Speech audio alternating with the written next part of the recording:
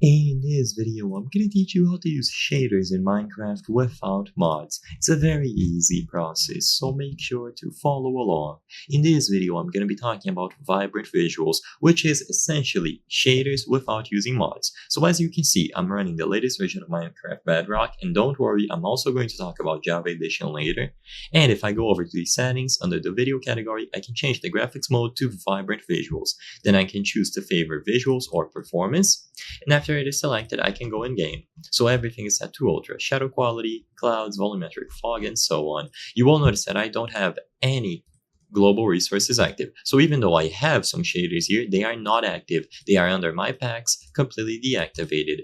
So now if I go inside of any world that I have, you will see that shaders will be applied right away. So this is an official feature. It was introduced in Minecon or Minecraft Live, and this is how it looks. So these are official shaders, no mods, no tricks.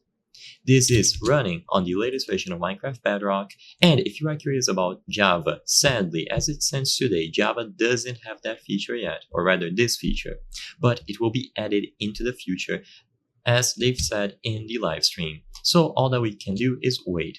So this is going to be the most reliable official way to use shaders in Minecraft. It is currently out for Minecraft Bedrock, so if this is the version that you prefer, you can open the game right now, go over to the video settings, and enable vibrant visuals. If you are playing Java, then sadly you will have to wait for a little bit until this feature is added into the game.